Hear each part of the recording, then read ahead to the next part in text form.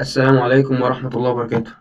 أهلا بيكم في قناة محمد صالح التعليمية. إن شاء الله النهاردة مع درس جديد، ودرس من أهم الدروس في تعلم الإكسل من الصفر للمبتدئين. الدرس دوت النهاردة هينقلك نقلة تانية في تعلم الإكسل، هيخليك خبير بحاجات كتيرة جدا.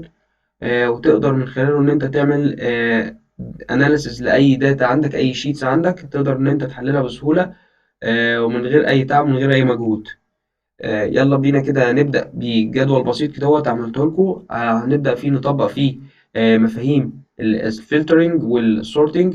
الفلتر هيسهل عليك حاجات كتير، لأن أنت بتقدر فيه إن أنت تبدأ تحدد فيه أي حاجة معينة أنت عايز تبحث عليها، وبتخليه يحددها لك. بس يعني أنت مثلا عايز تحدد دولة معينة، عايز تحدد عميل معين، هكذا، أو تاريخ معين، تقدر تعملها بدالة الفلترنج دي.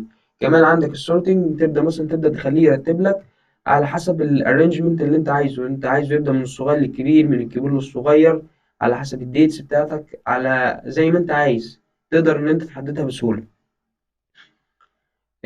يلا بينا كده نبدأ.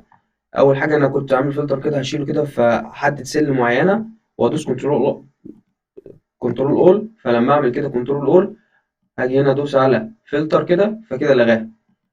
طيب ماشي. عندي طريقتين ان انا اشغل خاصية الفلترنج دي. اول حاجة كده كنترول اول، اجي هنا على حاجة اسمها داتا، واختار منها فلتر، فكده هي فلترتهم. طيب الغيهم تاني، كنترول اول، اجي عندي هنا عند هوم، وادوس هنا فلتر. ماشي. ايه الطريقة التانية؟ كنترول اول، اجي هنا برضو في صفحة الهوم عندي سورت اند فلتر، ادوس عليها وادوس على فلتر، فكده عمل لي الفلتر بتاعي. طيب يلا بينا نبدأ. اول حاجة عندي هنا، انا عندي دي داتا موظفين في كذا دولة، وعندي تواريخ، وعندي رواتب، وهكذا.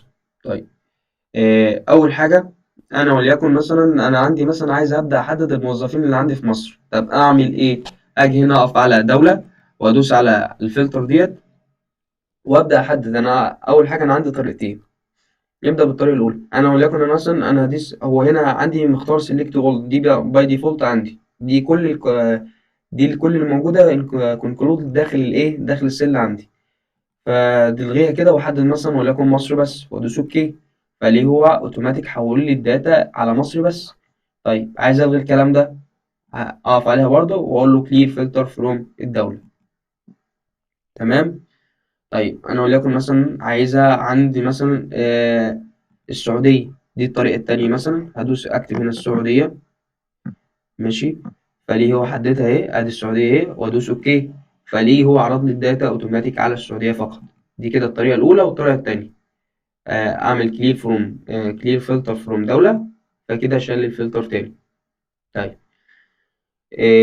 نتعرف بقى على كل المحتويات اللي داخل الفلتر، ايه الخصائص كلها اللي انا اقدر اعملها. ندوس كده عليها. اول حاجه سورت A to Z. سورت A to Z دي بتبدا من الصغير للكبير مثلا، آه، او على حسب الابجديه يعني، او ممكن من سورت من Z to A وهكذا. فلو دوست مثلا سورت A to Z، فهنا سمير، طارق، كريم، هيبدأ هو هنا يرتبهم لي الترتيب بتاعه، آه على حسب ايه، على حسب ما هو متظبط عليه. تمام. طيب ممكن هنا انا ابدا اول حاجه ارتب باي كولر، ماشي. وليكن انا عايز اول لون وليكن يظهر لي اللون ده، فهلاقي فعلا ان هو اول لون ظهر لي ده. ممكن مثلا لا، انا عايز اول حاجه سيرش باي كولر، مثلا عايز اول حاجه يبدا بالفونت الاحمر ده، فبدا لي بالفونت الاحمر ده، وهكذا. طيب ماشي. اقدر اعمل ايه تاني؟ ممكن هنا عندي اعمل فلتر باي كولر. الفرق بين سورت وباي كولر وفلتر باي كولر، سورت بيبدأ لك باللون اللي انت بتحدده. تمام. اما فلتر دوت بيفوكس على لون محدد بس. انا وليكن مثلا احدد وليكن اللون ده مثلا، فهو جاب لي اللون ده بس اوتوماتيك. طيب اقول له كلير فلتر، فكده لغاية الفلتر. طيب تقدر تعمل ايه تاني؟ في حاجة عندي ميزة تانية اسمها تكست فلتر. يعني انت هنا عندك كذا كذا كلام وكده، فانت مثلا وليكن عايزه مثلا الكلمة المعينة دي ابحث لي بيها، ماشي. فعندك هنا equals to، هيساوي، هتكتب كلمة وهو هيجيبها لك دي بالظبط. doesn't equal لا هتجيب لك كل حاجة ما عدا الكلمة دي. طب begins with بتبدأ بحرف معين، end with تنتهي بحرف معين، contains في الكلمة نفسها أي حرف في الكلمة، يعني أنت حطيت حروف معينة هتبقى موجودة في أي مكان في الكلمة. طيب doesn't contain لا تحتوي على هذه الإيه الحروف، هتجيب لك كل حاجة، كل الجمل، كل الكلمات اللي مش فيها الحروف دي. تمام. وليكن مثلا أنا أخليها begins with، ماشي. احنا محددين هنا على الاسم، وليكن مثلا عايزه يبدأ هنا مثلا وليكن بعادل، وليكن مثلا عشان هو عندي هنا وزارة. طيب ينتهي عايز تكمل مثلا ان انت تعمل اند اور شرط تاني براحتك، وليكن مثلا انا عايزه وليكن مثلا ينتهي بيه اند ويز، ينتهي بايه؟ ذكي اخره ايه في الاخر، فاختار هنا ايه مثلا. حلو كده وادوس اوكي. فليه هنا ايه؟ اهو جاب لي الحاجات اللي تبدأ بحرف العين وتنتهي بحرف الايه ليه. تمام. الغي الفلتر تاني، فاقول له هنا clear filter from الاسم. ماشي. دي طريقة. طيب نقدر نعمل ايه تاني؟ ممكن مثلا وليكن هنا مثلا انا هاجي على الراتب نفسه، الراتب هنا انا عايزه يبدأ لي الراتب من الصغير للكبير، فاقول له sort smallest to largest، فالاقيه بدأ هنا 8600 9300 وهكذا، تلاقيه بدأ من الارقام الصغيرة للارقام الكبيرة. طب انا عايزه لا من الكبير للصغير، فبدأ من هنا من 21000 18000 وهكذا.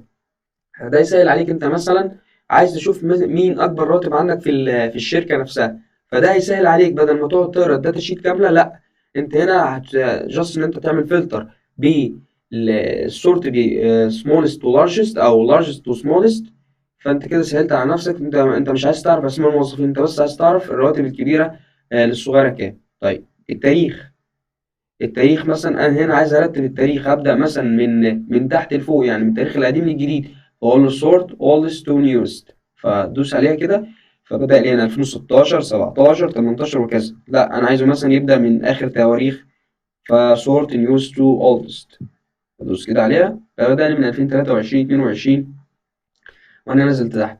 وليكن مثلا انا عايز هنا مثلا ادور على العملاء، تكست فلتر equals، وليكن مثلا نخليه هنا نشط لسه موجود معايا equals بس، ومش عايز اي شرط تاني، وادوس اوكي. ليه هو كده حدد لي اوتوماتيك باللي عليهم نشط بس. طيب كلير الفلتر، اقول له كلير فلتر فلغى لي الفلتر تاني. وبس دي هي حلقتنا النهارده، حلقه بسيطه عن ازاي تطبق خاصيه الفلتر في الاكسل. يعني الخاصيه دي مهمه جدا، تساعدك في تحديد تحليل البيانات بسهوله جدا. اتمنى في نهايه الحلقه دي ان انت بعد ما تخلص ان شاء الله تبدا تعمل كده جدول بسيط كده، تبدا تطبق بايدك، هتلاقي الموضوع سهل ولذيذ. يعني انت هيفرق معاك جامد قوي، هتبدا ان انت تحلل البيانات بسهوله. بعد كده هتكتب البيانات ومش مش هتشيل هم ان انا هقعد اقرا ده كله، لا انت مش هتقرا ده كله، انت بس جاست ان انت تبدا تحدد الخاصيه الصح، وتبدا تحدد ال- الحاجه المعينه اللي انت عايز تعملها، السبيسيفيكيشن اللي انت حاببها، فالموضوع هتلاقيه سهل جدا وبسيط. بس أهم حاجة إن أنت تطبق بإيدك، وإن شاء الله الموضوع يكون سهل وبسيط عليك بإذن الله. لو عجبك الفيديو ما تنساش تدعمنا بلايك وشير وسبسكرايب، لأن دوت هيساعدنا إن إحنا ننتشر. والسلام عليكم ورحمة الله وبركاته.